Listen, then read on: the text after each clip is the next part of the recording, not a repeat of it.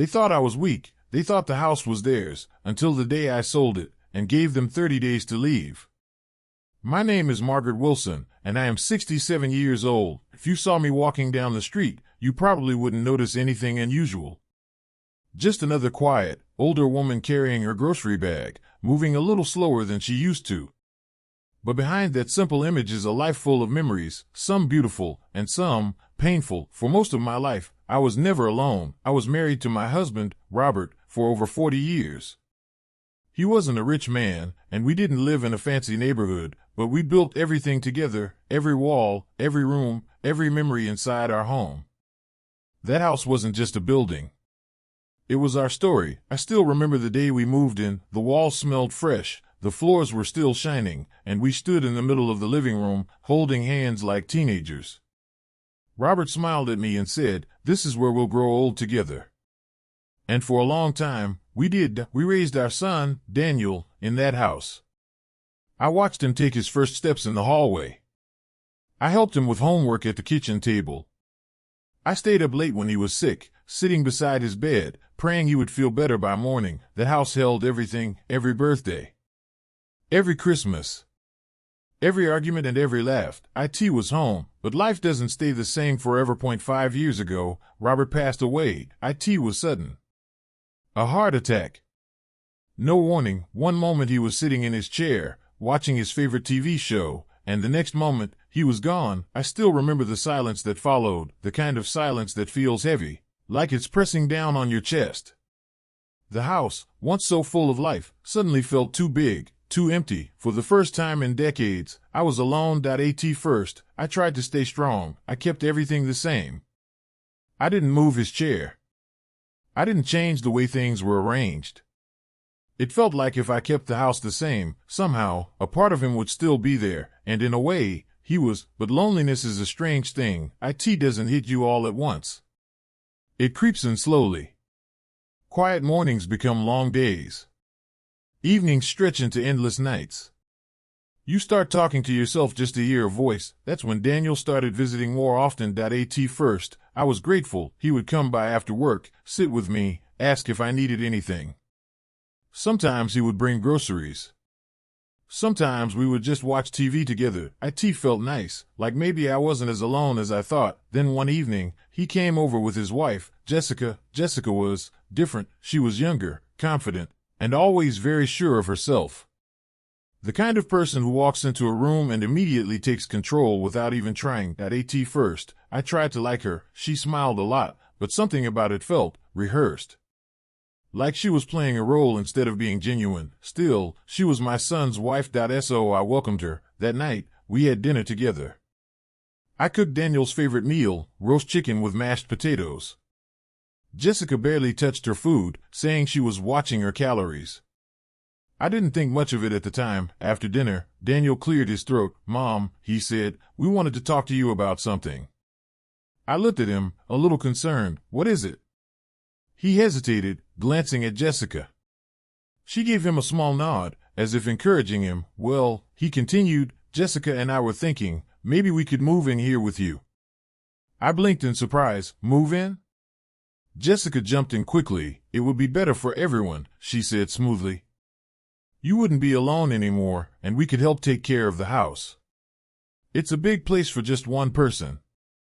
I sat quietly for a moment, thinking. Part of me liked the idea. The house had been so empty, so quiet. Having family around again, it sounded comforting, but another part of me felt uneasy. This was my space, my home, the one Robert and I built together. Still, they were family, and I trusted Daniel. "What do you think, Mom?" he asked gently. I looked at him, my little boy, now a grown man, and I smiled. "If it helps us all," I said softly, "then yes, you can move in." Jessica's smile widened instantly. "Great," she said. "You won't regret it." At the time, I believed her. They moved in 2 weeks later. At first, everything seemed fine. The house felt alive again. There were footsteps in the hallway, voices in the kitchen, doors opening and closing. It reminded me of the old days, when Daniel was still young. For a little while, I felt happy. Jessica helped organize the kitchen. Daniel fixed a few things around the house. We even had dinner together most nights. It almost felt like a fresh start, but slowly, things began to change, not all at once, just small things. At first, Jessica started rearranging the living room. "Oh, this layout feels outdated," she said casually one afternoon. Before I could say anything, she had already moved the sofa and replaced the curtains. "They're too old-fashioned," she explained. "This looks much better." I stood there quietly, watching. It was different, not bad, just not mine. Then came the decorations. The family photos I had placed carefully over the years were taken down and replaced with modern artwork. When I asked about it, Jessica said, "It's just a more clean look. Less clutter." Cluttered, that's what she called my memories. I tried not to let it bother me. "It's just small changes," I told myself. "It's still my home." But deep down, something didn't feel right. A few weeks later, I noticed something else. Jessica had started making decisions without asking me. She would invite guests over without telling me. She changed what groceries we bought. She even started controlling what was cooked in the kitchen. One evening, I went in to prepare dinner. She stopped me. "Oh, Margaret," she said, "I already ordered food. It's easier." I forced a smile, of course. But inside, I felt like a stranger in my own home. Daniel didn't seem to notice, or maybe he chose not to. Whenever I tried to say something, he would brush it off. "Jessica just likes things a certain way, Mom," he'd say. "Don't take it personally." "Don't take it personally." That became a phrase I heard a lot. Then came the moment I will never forget, the moment everything truly changed. It was a quiet afternoon. Jessica was on the phone in the living room, talking to one of her friends. I was in the kitchen, making tea. I wasn't trying to listen, but her voice carried through the house, and then I heard it. She laughed and said, "I swear, she doesn't do anything. She just sits around all day. Honestly, she's kind of useless." My hands froze. For a moment, I thought I had heard wrong. Useless? Was she talking about me? I stayed very still, my heart pounding. Then she said it again. "I mean, it's basically our house now. She's just there." Something inside me broke. I didn't walk into the room. I didn't confront her. I just stood there, in silence, because sometimes the quiet hurts more than any argument. That night, I went to my room early. I sat on the edge of my bed, staring at the walls that once felt so warm and familiar, and for the first time, my own home didn't feel like mine anymore. Tears rolled down my face, but I didn't make a sound, because deep down, I knew something had changed, not just in Jessica, not just in the house, but in me, and I had a feeling this was only the beginning. First, I tried to convince myself that I was imagining things. "Maybe I'm being too sensitive," I would whisper to myself while sitting alone in my room. After all, I was older now. Life had changed. Maybe this was just part of adjusting to a new situation, but deep down, I knew the truth. Something wasn't right, and every day, it became harder to ignore it. It started with the small things, the kind of things most people wouldn't even notice. Jessica began waking up earlier than me. By the time I came into the kitchen, everything was already done. Breakfast was made, but not for me. She would place a plate in front of Daniel and sit with him at the table, talking about their plans for the day. If I walked in, she would smile politely, but there was always something distant about it. "Oh, good morning, Margaret," she'd say. Margaret, not Mom. Not even something warm, just Margaret, like I was a guest, or worse, an outsider. One morning, I tried to join them. "I can make some toast," I said gently. Jessica didn't even look at me. "That's okay," she replied quickly. "We're almost done." Almost done. I stood there for a few seconds, unsure of what to do. Then I quietly turned around and went back to my room. I ended up eating a piece of bread alone. It wasn't about the food. It was about the feeling of not belonging. Days turned into weeks, and the house started changing more and more, but it wasn't just the furniture anymore. It was the atmosphere, the energy, the control. Jessica had slowly taken over every part of the house without ever asking for permission. The kitchen? Hers. The living room? Hers. Even the backyard, where Robert used to spend hours gardening, was now filled with modern decorations that didn't mean anything to me. One afternoon, I went outside to sit on the old wooden bench Robert had built years ago, but it was gone. In its place was a sleek metal chair, cold, unfamiliar. I felt my chest tighten. "Jessica," I called softly when she walked into the yard. "What happened to the bench?" "Oh, that old thing," she said casually. "I threw it out. It was falling apart anyway." "Falling apart?" I nodded slowly. "I see.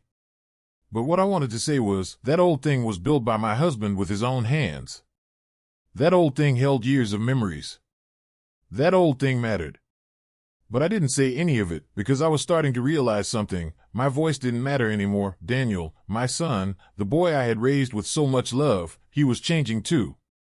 Not in obvious ways. He wasn't cruel. He wasn't harsh. He was just absent emotionally. Whenever Jessica made a decision, he agreed with her. Whenever I looked at him, hoping he would notice what was happening, he avoided my eyes. It was like he didn't want to see. One evening, I finally gathered the courage to speak. Daniel, I said quietly while he was sitting on the couch, can we talk for a moment? Sure, Mom, he replied, not looking away from his phone. I sat down across from him. I feel like things are changing in the house. I began carefully. That he sighed. Mom, please don't start. Start? I'm not starting anything, I said softly. I just feel like I'm being pushed out of my own home. He finally looked up at me. Mom, that's not true, he said, but his voice sounded tired. Jessica is just trying to improve things. Improve? I repeated. Yes, he said. The house needed updates. You've been living the same way for years. I stared at him, my heart sinking. This is my home, Daniel. I know, he said quickly, but we live here too now. It has to work for everyone. For everyone, but somehow, it felt like it only worked for one person, Jessica. After that conversation, I stopped trying. I stopped speaking up. I stopped questioning things, because every time I did, I felt smaller, weaker, invisible. Then came the guests. Jessica loved having people over. At least twice a week, the house was filled with strangers, her friends, her coworkers, people I had never met before. They would sit in the living room, laughing loudly, drinking, talking as if they owned the place. Sometimes, I would walk through quietly, trying not to disturb them, and every time, Jessica would say the same thing. Oh, don't mind her. Her, not even my name, just her. One night, I overheard something that made my stomach turn. Jessica was talking to one of her friends. This house is perfect for entertaining, she said proudly. We got really lucky with it. Got lucky? I stood in the hallway, my hands trembling. She spoke as if she had nothing to do with me. As if I didn't exist. But the worst moment, the moment that changed everything, came on a quiet evening I will never forget. It was late, the house was dark, and I couldn't sleep. I went to the kitchen to get some water. As I walked closer, I heard voices. Jessica and Daniel were sitting at the table. They didn't know I was there. She can't stay here forever, Jessica said in a low, serious tone. I froze. Daniel didn't respond right away. What do you mean? He asked finally. I mean exactly what I said, she replied. This situation isn't working. My heart started beating faster. This is her house, Daniel said. Jessica let out a small laugh. For now. For now, the words echoed in my mind. We need to think about our future, she continued. We could sell this place, buy something modern, something better. Sell this place. I felt like the ground beneath me had disappeared. And your mom? Daniel asked quietly. Jessica didn't hesitate. She can move into a retirement home. My breath caught in my throat. A retirement home, just like that, as if I was a problem to be solved. As if my life, my memories, my home, meant nothing. That's not fair, Daniel said, but his voice was weak. It's practical, Jessica replied firmly. She doesn't need this big house. And honestly, she's not contributing anything. Not contributing, useless, the same words. Again, tears filled my eyes, but I didn't move. I couldn't. I stood there in the dark, listening to them plan a future, without me. That night, something inside me changed. Completely. It wasn't anger, not yet. It was something deeper, something colder, clarity. For months, I had been silent. For months, I had allowed myself to be pushed aside, ignored, disrespected. But now, I understood. They didn't see me as family anymore. They saw me as an obstacle, something in the way, something to be removed. I went back to my room quietly. I closed the door, and I sat on my bed in complete silence. No tears this time. No sadness. Just stillness. I looked around the room. The walls. The furniture. The memories that were slowly being erased. And I realized something very important. They thought I was weak.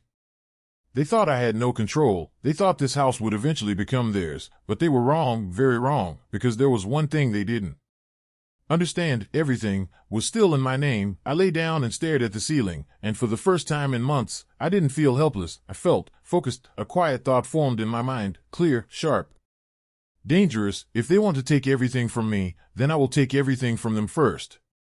And that was the moment, the exact moment, when the silence inside me turned into a plan they would never see coming. That night, I didn't sleep, not even for a moment. I lay in bed, staring at the ceiling, replaying every word I had heard in the kitchen. She can't stay here forever. We should sell this place. She can go to a retirement home. The words echoed again and again in my mind, like a broken record that refused to stop. For months, I had been trying to understand what was happening, trying to be patient, trying to be kind. But now, there was nothing left to understand. They had already made their decision. They just hadn't told me why. At some point in the early morning, the darkness outside my window began to fade. A soft light filled the room, and something inside me shifted. The sadness I had been carrying for months, slowly disappeared. In its place, something new took over. Calm, cold, steady calm. The kind of calm that comes when you finally stop fighting reality and start accepting it. I sat up slowly and looked around my room. This room, this house, every wall, every corner, every memory, it all belonged to me, not them. Me. For the first time, I asked myself a simple question: why am I acting like a guest in my own home? I didn't have an answer, but I knew one thing for sure. That was about to change. The next morning, I followed my usual routine. I woke up early, I got dressed, I walked into the kitchen. Jessica was already there. As always, she glanced at me briefly. Morning, she said. Good morning, I replied calmly. There was no tension in my voice. No sadness, no anger, just normal. She didn't notice anything different, and that was exactly what I wanted. Over the next few days, I became someone new, not on the outside. On the outside, I was still the same quiet, polite Margaret, but inside, I was watching everything, listening, learning. I noticed the way Jessica spoke about the house, as if it already belonged to her. I noticed how Daniel followed her lead, agreeing with everything she said. I noticed how comfortable they had become, making plans without including me. They truly believed I had no power, and that belief was their biggest mistake. 3 days later, I opened the old wooden drawer in my bedroom. Inside it were all the important documents. I hadn't touched them in years. Carefully, I took out the folder. My hands were steady. No shaking. No hesitation. I sat down on my bed and opened it slowly. There was the deed to the house. I read every line carefully. Then I read it again and again, just to be sure. My name, only my name, Margaret Wilson, the legal owner of the house. No co-owners, no shared rights, nothing. A small smile appeared on my face. For the first time in a long time, I felt something close to relief. They had been planning behind my back, but they had forgotten one very important detail. They had no control. That same afternoon, I made a phone call. My fingers hovered over the number for a moment before I pressed it. A calm voice answered. Hello, this is Harris Realty. Yes, I said softly. My name is Margaret Wilson. I'd like to speak with someone about selling my house. There was a brief pause. Of course, ma'am. I'll connect you with Mr. Harris. A few seconds later, another voice came on the line. Good afternoon, Mrs. Wilson. How can I help you? I took a deep breath. I want to sell my house. I said clearly. We arranged to meet the next day, but there was one condition. I didn't want Daniel or Jessica to know, not yet. The next afternoon, I told Jessica I was going out for a walk. She barely looked up from her phone. Okay, she said. No questions, no interest. I stepped outside, closing the door quietly behind me. The air felt different, lighter, like I was stepping into a new chapter of my life. Mr. Harris was waiting for me at a small office downtown. He stood up as I entered. Mrs. Wilson, he asked with a polite smile. Yes, I replied. We shook hands and sat down. He seemed kind, professional, the kind of man who had seen many situations like mine. So, he began, you're interested in selling your home? Yes. May I ask why? I looked at him for a moment, then I gave a simple answer. It's time. He nodded, not pushing further. All right, he said. Do you want to list it on the market, or are you looking for a quick sale? A quick sale, I said immediately. He raised an eyebrow slightly. That usually means a lower price. That's fine. He studied me carefully. Does your family know about this? I smiled gently. They will. Over the next hour, we discussed everything, the value of the house, the paperwork, the timeline. Mr. Harris explained each step clearly, making sure I understood, but the truth was, I had already made my decision. Nothing was going to stop me. For the next 2 weeks, everything moved quickly, faster than I expected. Mr. Harris handled most of the process. Viewings were scheduled during times when Daniel and Jessica were out. I made sure of that. I kept track of their schedules. When they left, I would call Mr. Harris. Now is a good time, I would say. Potential buyers came and went, young couples, families, investors. Some liked the house, some didn't, but I stayed patient, quiet, focused. At home, nothing seemed different. Jessica continued living her life as if she owned everything. She ordered new furniture.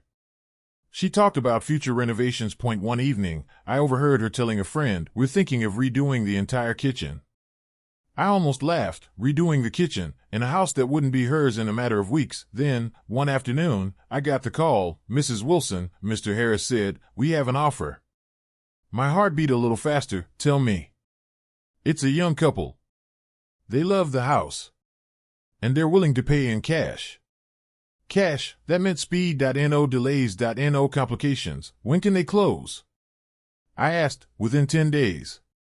10 days. I closed my eyes for a moment. This was it. "Accept the offer," I said. The next few days felt surreal, like I was living two lives at the same time. In one life, I was still the quiet, invisible woman in the house that ignored, overlooked. In the other life, I was in control. Every signature, every document, every decision, all mine. The day I signed the final papers, I dressed carefully. A simple outfit, nothing fancy, but something about it felt important, like I was preparing for something bigger than just a transaction. Mr. Harris greeted me with a smile. "Ready?" he asked. "Yes," I replied. We sat down at the table. The papers were placed in front of me, page after page. Legal terms, agreements, final confirmations. I read each one slowly, not because I had to, but because I wanted to. I wanted to feel every moment, every step, every second of taking my power back. Then, finally, I picked up the pen. My hand didn't shake, not even a little. I signed my name, Margaret Wilson, and just like that, it was done. As I walked out of the office, the sun was shining brightly. I paused for a moment, taking a deep breath. The air felt different. Freedom, that's what it felt like. For months, I had been shrinking myself, making myself smaller, trying not to disturb anyone, trying to keep peace. But now, that version of me was gone. Back at the house, nothing had changed. Jessica was sitting on the couch, scrolling through her phone. Daniel was in the kitchen. Everything looked the same, but it wasn't. Not anymore, because they didn't know, they had no idea, that the house they were sitting in, laughing in, planning their future in, was no longer theirs to dream about. I walked quietly to my room and closed the door. Then I sat down on my bed. For a moment, I allowed myself to feel it. Not anger, not sadness, something deeper. Justice, calm, quiet justice. "They think I'm powerless," I whispered to myself. A small smile appeared on my face. "They have no idea what's coming." And as I lay down that night, for the first time in months, I slept peacefully, because the plan was no longer just an idea. It was real. It was done, and soon, everything was about to change. The house felt unusually quiet that morning. Not peaceful, just quiet, the kind of quiet that comes before something breaks. I woke up earlier than usual, even though I had barely slept. Not because of worry, but because of anticipation. Today was the day. For weeks, I had carried this secret alone. I had walked through the house, watching Daniel and Jessica live their lives, completely unaware of what was coming. But now, it was time. I got dressed slowly, carefully choosing what to wear. A simple blouse, a clean pair of slacks, nothing dramatic, but something about it felt final, like I was preparing to close a chapter of my life. I looked at myself in the mirror for a moment. My face looked calm, stronger than I remembered. "All right," I whispered softly. "Let's finish this." Jessica was already in the living room when I stepped out. She was sitting on the couch, scrolling through her phone, completely absorbed in her world. Daniel was in the kitchen, making coffee. Everything looked normal.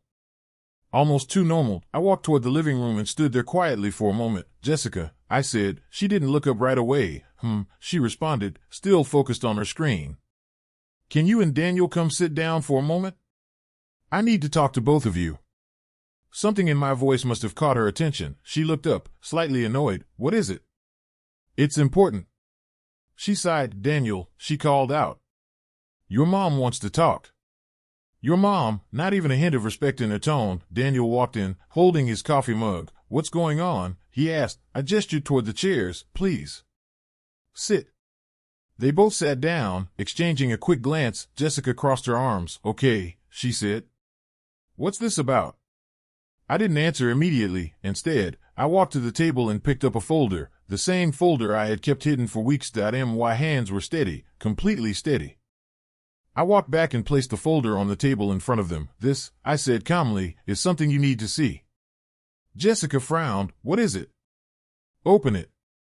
She hesitated for a moment, then reached forward and opened the folder. At first, her expression didn't change. She flipped through the pages casually, but then, her eyes paused, her body stiffened.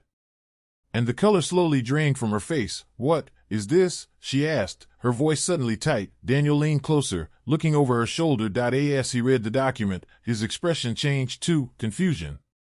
Then disbelief, then something deeper. "No," he whispered. Jessica looked up at me, her eyes wide. "What does this mean?"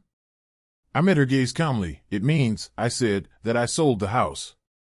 The room went completely silent. For a moment, it felt like time itself had stopped. Jessica blinked, as if trying to process what she had just heard. Then she laughed out a short, sharp laugh. "Very funny," she said. "Seriously, what is this?" "I'm serious," I replied. "The house has been sold." Daniel shook his head slowly. "Mom, that's not possible." "It is," I said. "No," he insisted. "You wouldn't do that without telling us." I looked at him for a moment. "Wouldn't I?" Jessica suddenly stood up. "No," she snapped. "This doesn't make any sense. You can't just sell the house. We live here." I didn't raise my voice. I didn't move. I simply said, "It's not your house." Her face twisted with anger. "What are you talking about? This is our home." I shook my head gently. "No, Jessica. It never was." Her breathing became heavier. "You're lying," she said. "This has to be fake." "It's not," I replied. "The sale is complete. The paperwork is finalized." Daniel stood up now, his hands shaking slightly. "Mom, why would you do this?" I looked at him, really looked at him, and for a moment, I saw the little boy he used to be, but that boy was gone. "You really want to know why?"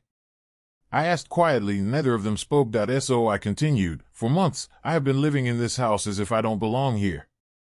Jessica rolled her eyes. "Oh, please." I raised my hand slightly. "Let me finish."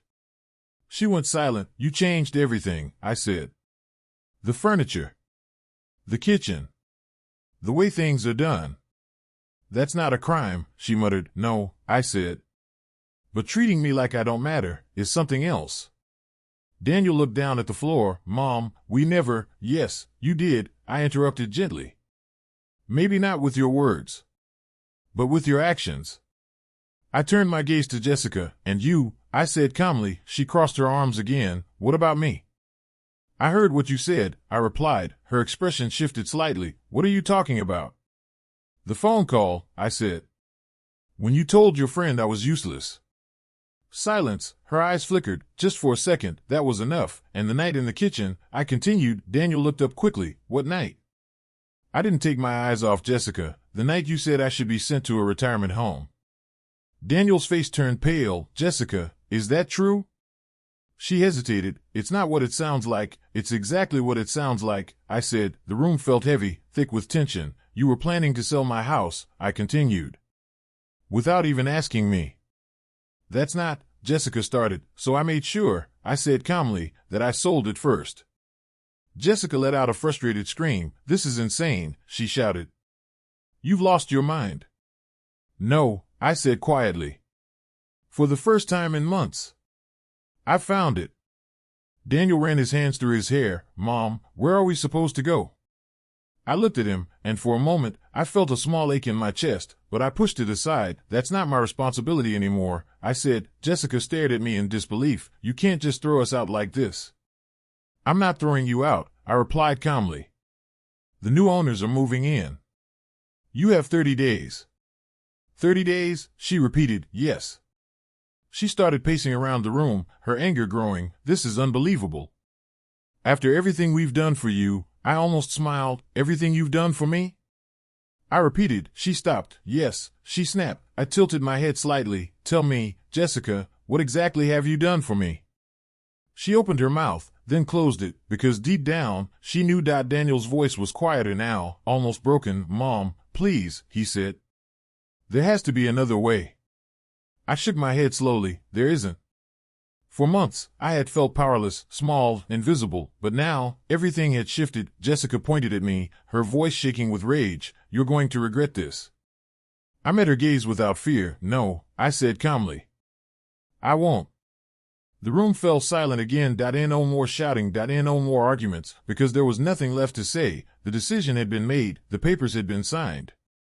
The house was no longer theirs to control. I turned and walked toward my room, slowly, without looking back. Behind me, I could hear them arguing, Jessica blaming Daniel, Daniel trying to calm her down. The chaos I had lived in for months, now turning on itself. As I closed my door, I paused for a moment, and I listened, not with sadness, not with regret, but with clarity. For the first time in a long time, I felt free, because sometimes the loudest revenge isn't shouting, it's silence, it's action, it's walking away.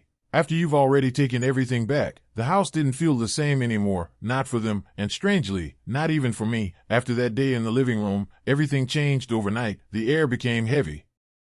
Conversations turned into silence. Even the walls seemed to hold tension. Jessica barely spoke to me. In fact, she avoided me completely. If I walked into a room, she walked out. If I sat down somewhere, she found another place to be. But the anger in her eyes, it never disappeared. It burned quietly, like a fire waiting for something to destroy. Daniel was different. He didn't avoid me, but he didn't know how to face me either. Every time we crossed paths, he looked like he wanted to say something, but the words never came out. Regret has a way of silencing people. The days passed slowly, one by one. With each passing day, the reality became clearer. They had to leave, not someday, not in the future, soon. Jessica tried to fight it at first. I could hear her on the phone, talking to lawyers, asking questions, looking for a way out. There has to be something we can do, she said one afternoon, her voice filled with frustration. But there wasn't. Everything was legal. Everything was final. The house was no longer ours. It belonged to someone else now. That realization hit her hard, and when Jessica lost control, she became even colder. She stopped pretending, stopped being polite. One evening, she finally confronted me again. I was sitting quietly in the dining room, reading an old book. She walked in, her footsteps sharp and heavy. You really think you've won, don't you? She said. I looked up calmly. This isn't about winning, I replied. She let out a bitter laugh. Oh, it absolutely is. I closed the book gently. No, I said. This is about respect. She stepped closer, her voice lowering. You've ruined everything, she said. I held her gaze. No, I answered softly. You did that on your own. For a moment, it looked like she wanted to argue more, but she didn't, because deep down, she knew I was right. Daniel, on the other hand, began to change in a different way. The closer the moving date came, the more distant he became from Jessica. They argued often, late at night, behind closed doors, but in a house like ours, voices carry. You pushed her too far, Daniel said one night. Oh, so now this is my fault? Jessica snapped. She's my mother, Jessica. And I'm your wife. The silence that followed was louder than the argument itself. I didn't interfere. I didn't listen on purpose, but I couldn't ignore it either. Because this wasn't just about the house anymore. It was about everything that had been building for months, maybe even years. The final week arrived. Boxes filled the rooms. The same rooms that once held laughter and memories were now filled with cardboard and tape. It felt strange, watching everything being packed away. Jessica moved quickly, aggressively, as if she wanted to leave before reality could sink in any deeper. Daniel moved slower, more carefully, like he was trying to hold onto something that was already gone. The night before they left, Daniel knocked on my door. I wasn't expecting it. Come in, I said. He stepped inside slowly. For a moment, he just stood there, like a child who didn't know how to apologize. Mom, he finally said. I looked at him. Yes? He took a deep breath. I'm sorry. The words hung in the air, simple, but heavy. I should have listened to you, he continued. I should have paid attention. I didn't want conflict. I nodded slightly. I know, I said. He looked down. I thought things would work out on their own, he admitted. Sometimes they don't, I replied gently. He sat down across from me. I never thought it would go this far, he said quietly. I studied his face. The guilt was real, the regret, even more so, but regret doesn't change the past. It only teaches you about it. Mom, is there any chance? I raised my hand softly. Daniel, I said, this isn't something that can be undone. He closed his eyes for a moment. I understand. There was a long silence between us, but it wasn't uncomfortable. It was honest. I still love you, he said finally. My heart softened. I love you too, I replied. And that was the truth. No matter what had happened, he was still my son. The next morning, they left. Big goodbye. Emotional scene, just quiet movement. Jessica didn't say a word to me. Not even a glance. She walked out the door like I didn't exist, and this time, I didn't mind. Daniel paused at the door. He looked back at me one last time. "Take care of yourself, Mom," he said. "You too," I replied. Then he left, and just like that, the house was empty again, but this time, it felt different, not lonely, not heavy, just quiet.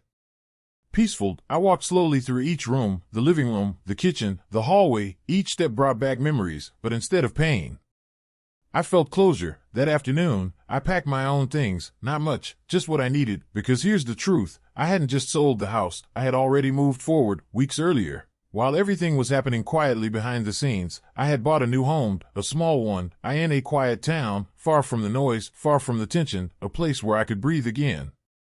When I arrived there for the first time, I felt something I hadn't felt in a long time. Peace, real peace. No judgment. No control. No voices making me feel small. Just silence, the good kind. I placed my belongings carefully. Took my time, created a space that felt like mine, because it was. Days turned into weeks. Life became simple again. Morning coffee by the window, evening walks. Quiet nights. No stress. No fear. No feeling of being unwanted. Then one evening, my phone rang. I looked at the screen. Daniel. For a moment, I hesitated. Then I answered. "Hello?" There was silence on the other end. Then, "Mom," his voice sounded different, tired, heavy. "What is it?" I asked gently. "I left Jessica," he said. I didn't react right away. "I see," I replied calmly. She wasn't who I thought she was," he continued. "Or maybe I just didn't want to see it before." I listened quietly. "I should have protected you," he said. "I should have stood up for you." I closed my eyes for a moment, not in anger, not in sadness, just acceptance. "Mom, I made a mistake," he said. "A big one." "Yes," I said softly. "You did." There was a pause. "Can we start over?" he asked. I looked out the window. The sky was calm, the world felt still, and for the first time, I had no pressure. No obligation, just a choice. "Take care of yourself, Daniel," I said gently. Silence. Then, "I understand," he whispered. I hung up the phone, not out of anger, but out of peace. Because sometimes, forgiveness doesn't mean going back. It just means letting go. I placed the phone down and sat quietly. A small smile formed on my face, not because I had one, but because I had finally chosen myself, and in the end, that was the greatest revenge of all, because sometimes, the best revenge isn't shouting. It isn't fighting. It isn't proving someone wrong. It's walking away, stronger, wiser, and finally, free.